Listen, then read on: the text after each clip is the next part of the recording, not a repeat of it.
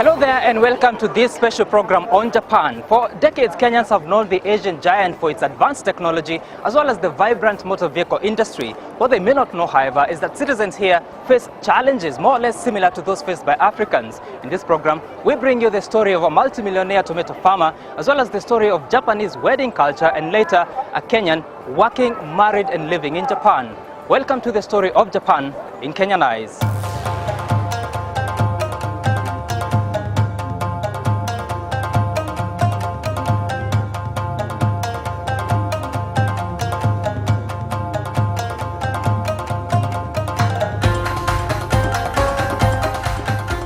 Japan has one of the highest forest or tree cover in the world that goes up to 67%.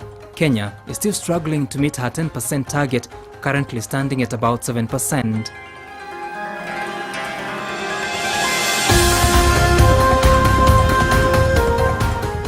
Most Japanese workers are in the formal, industrial and technology sectors, with a smaller segment of the population in the agricultural sector. As such, to satisfy her 120 million population food needs, Japan has to import a variety of food products. It is therefore big business for those who dream to grow food locally.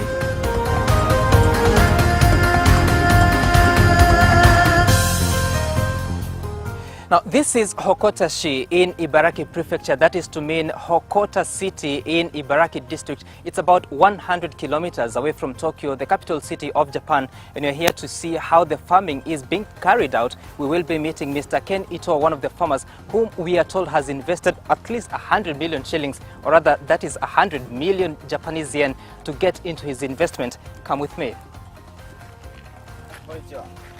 How are you? Hi. Good to see you. I'm fine. Yes. Okay. Show me your farm.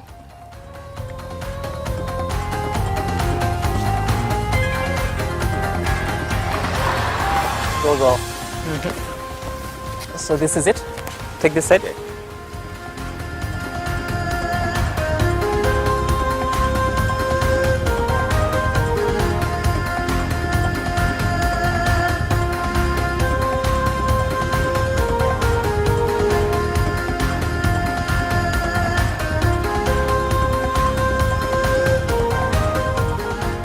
Right now we are inside one of the greenhouses, an establishment that you are told could have cost about 30 million shillings 3 decades ago. And from the look of things, the technology we see here, we are told that it is the latest in Japan. It is an investment that Mr. Ken Ito says that from each of these plants, he can harvest for at least 10 months. This is far different from what we've seen in Kenya, where tomatoes are only available for harvest for a given period of time in a season. 私40年前にスタートしまして I went to an agricultural college and started farming 40 years ago.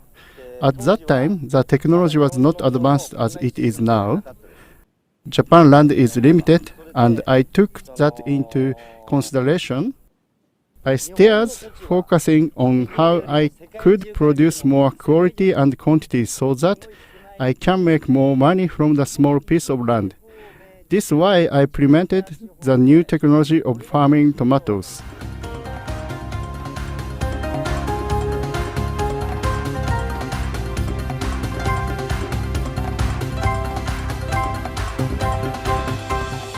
In this greenhouse, the decent plant rows tell of attention to detail that has been invested. The soil and manure covered with carpet materials that help conserve moisture in the soil.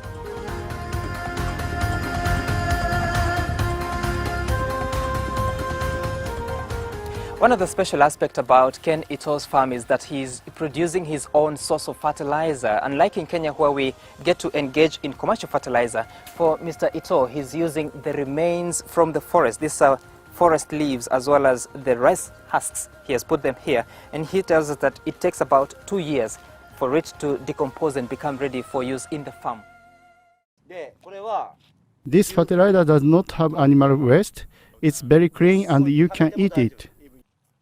This fertilizer is low on nutrients, unlike the animal waste, which has high nutrients level, which is too much for the greenhouse.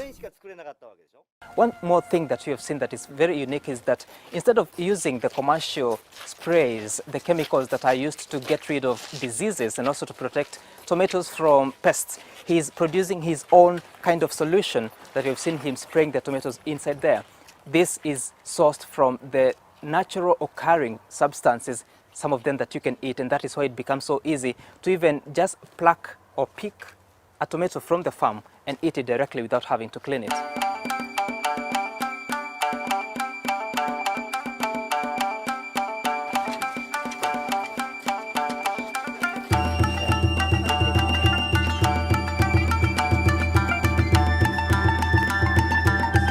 Yes, we wait for it to come in.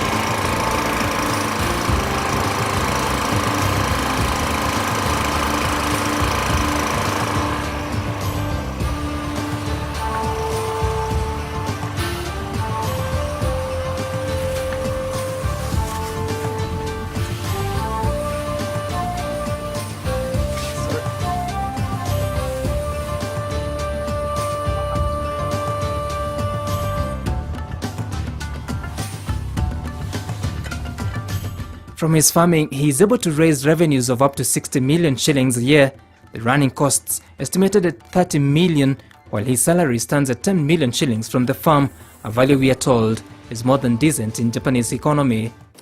The highest running cost is the labor and the maintenance cost of the greenhouses. I pay myself 10 million, but that is not the profit. From the farm, Ito takes us to his house, which is about 200 meters away. He leads us to a store where packaging of the ripe tomatoes happens. Here, he packages for a chain of supermarkets. Each tomato valued at about 100 Kenya shillings.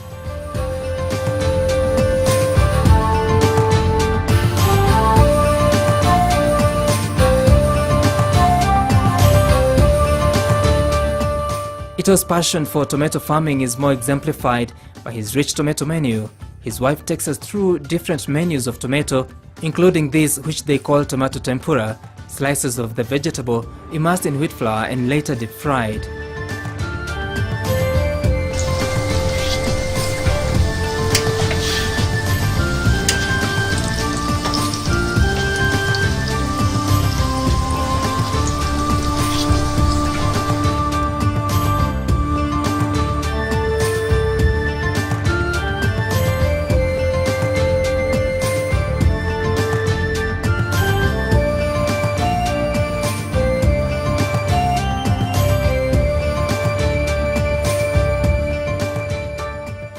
We are later overwhelmed with the tomato menu. While sitting at a table, we have to sample beyond our fill.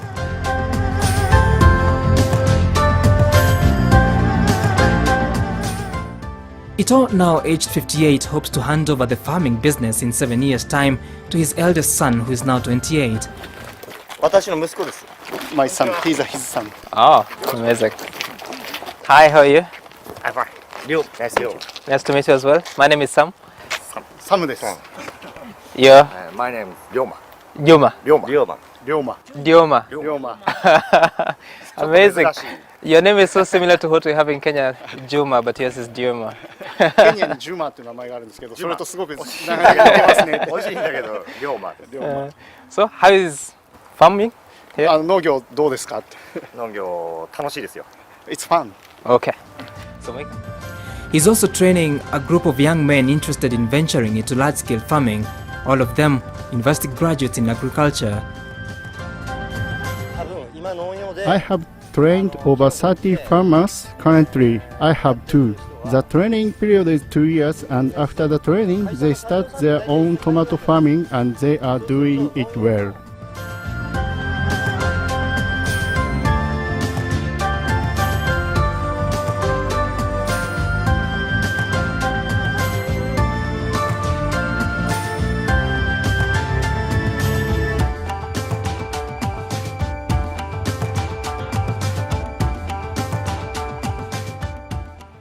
Tomato farming is best thing in my life, and I really love it as much as my wife.